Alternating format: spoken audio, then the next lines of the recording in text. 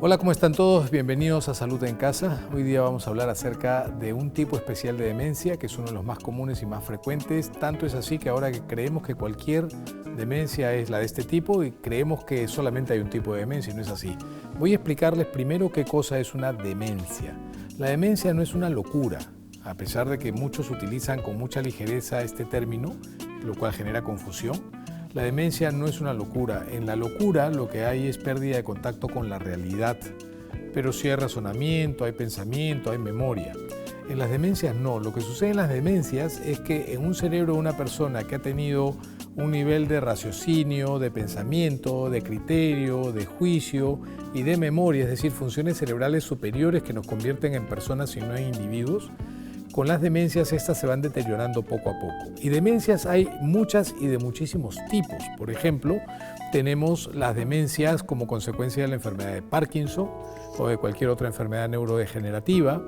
Las personas alcohólicas que ya no absorben absolutamente nada de vitamina del complejo B desarrollan una atrofia, un deterioro cerebral importante a nivel de la parte frontal cortical, entonces pierden funciones, pierden memoria, pensamiento, juicio, razonamiento y son dementes, y eso se llama demencia de Wernicke, ¿no? Hay demencias por medicamentos y hay las famosas demencias vasculares, que junto con la demencia de tipo Alzheimer son las más frecuentes. Hoy día vamos a hablar acerca de esto, de la demencia de tipo Alzheimer y qué cosa es lo que se sabe hasta ahora y qué cosa es lo que se vislumbra para un futuro. A comienzos del siglo pasado, de 1901 más o menos, un doctor alemán, Aloysius Alzheimer, tuvo una paciente, la señora Augusta.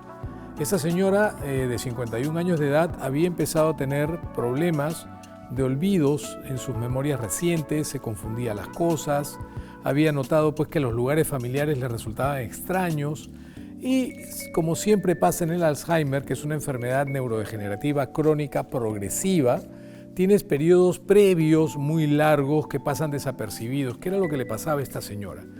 5 años después, esta señora falleció sin poder hablar, sin poder razonar, era prácticamente un objeto articulado que estaba ahí.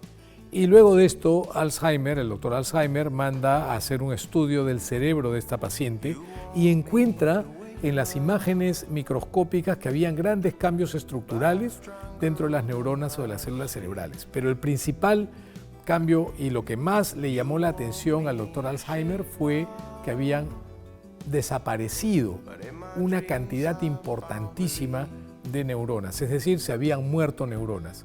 Y luego con el tiempo han ido descubriendo mucho más hallazgos que tienen que ver básicamente con el funcionamiento, la bioquímica y el metabolismo neuronal.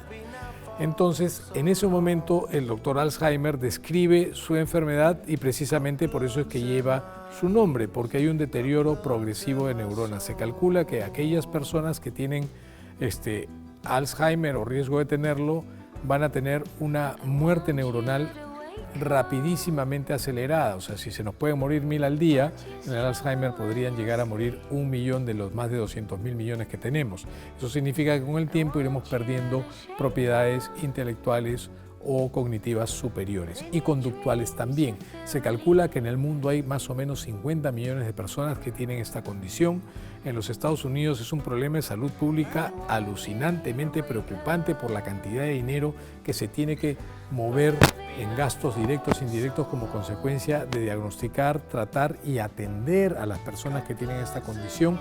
Cada 66 segundos se diagnostica un caso de Alzheimer en los Estados Unidos, o sea que no es un problema y nosotros no estamos ajenos a ese panorama, excepto por los financiamientos y el acceso y los costos sanitarios. La enfermedad de Alzheimer entonces puede comenzar de manera muy sutil. Es una persona medianamente joven, de repente a mi edad, yo ya tengo 56 años y de repente me empiezo a olvidar, como que ya me estoy olvidando de muchas cosas, empiezo a tener probablemente más lentitud en mis procesos de comprensión o de intelectualización, empiezo a tener confusiones, empiezo a tener un poquito más de enlentecimiento del pensamiento y no me doy cuenta hasta que estos olvidos, estos equívocos se van haciendo mucho más groseros y ya empiezan a ser objeto de que el entorno del paciente preste atención a ello. Con el tiempo y con el avance de la ciencia, el diagnóstico, sobre todo las biopsias de aquellos pacientes que han fallecido como consecuencia de la enfermedad, cuando han hecho los estudios de las láminas cerebrales y algunos marcadores, la aparición pues, de herramientas como resonancias magnéticas funcionales, en fin, estudios metabólicos del cerebro, han encontrado pues, grandes cosas y sorpresas. Una de ellas es que la actividad metabólica de las neuronas, la manera en la que las neuronas aprovechan la energía, usan la energía, gastan energía, siendo el cerebro el órgano que más glucosa consume, las neuronas empiezan a degenerar y se empiezan a acumular ciertas proteínas neurofibrilares, que son proteínas aberrantes que resultan de un metabolismo aberrante. ¿Quiénes tienen más riesgo de tener demencia tipo Alzheimer? Los diabéticos. De hecho, hay una especie de corriente dentro de los neurólogos o de los estudiosos que se ocupan de la demencia tipo Alzheimer, en donde pareciera ser que una de las manifestaciones del compromiso neurológico de la diabetes es la enfermedad de tipo Alzheimer. De hecho, los diabéticos tienen muchísimo más riesgo de hacer Alzheimer más tempranamente y con una evolución mucho más severa. Han encontrado, como les dije, proteínas, hay hipótesis que tratan de explicar esto, de hecho están buscando hasta vacunas para detener este proceso de muerte cerebral, evitando que esta proteína neurofibrilar y la proteína tau se acumulen en estas células. Parece ser que hay una vacuna que se está estudiando hace años, ojalá se pueda lograr, pero como es una enfermedad crónica, no transmisible, degenerativa y que tiene que ver con una enfermedad que es reflejo de malos hábitos o estilos de vida como la diabetes, yo creo que sí podríamos de alguna manera hablar de prevención y cuidarnos. Si usted tiene un diagnóstico de diabetes, pues tendría que empezar a pensar en que así como la diabetes afecta seriamente al corazón y a los riñones, el cerebro no es una excepción. El Alzheimer junto con la demencia vascular son las dos formas más comunes de demencia, pero una está más relacionada con alteraciones metabólicas como la diabetes que otras. En las demencias vasculares, sí, de hecho, la salud cardiovascular o cerebrovascular también está implicada y también tiene que ver con hipertensión, con dislipidemias y con diabetes. De alguna manera, nuestro cerebro no se salva si no nos cuidamos.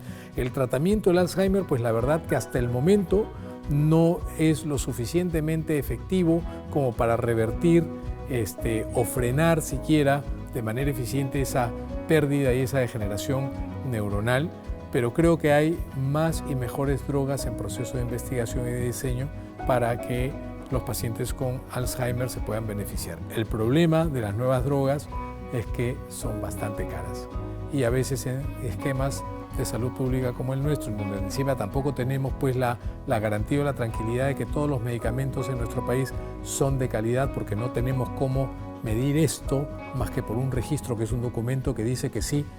Yo tengo mis serias dudas con respecto a esto, pues la verdad que los pacientes que tienen demencia tipo Alzheimer en nuestro medio no están muy bien paraditos, que digamos.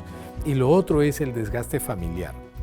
Y lo otro es la cantidad de recursos, de profesionales que se necesitan para poder atender a una persona que tiene demencia Alzheimer. No es solamente tener una casa de reposo, no es solamente tener un neurólogo, no es solamente tener acceso a medicamentos, sino también es tener acceso a un equipo, terapeutas físicos, psiquiatras, psicólogos, enfermeros, acompañantes, dietistas, nutricionistas. Es hiper caro, por eso es que para el 2050 el presupuesto de los Estados Unidos para la enfermedad de Alzheimer va a ser de 1.1 trillones de dólares, porque ahorita son de 259 billones de dólares. Miren esa proyección en los próximos 25 años. Espero que les haya quedado claro.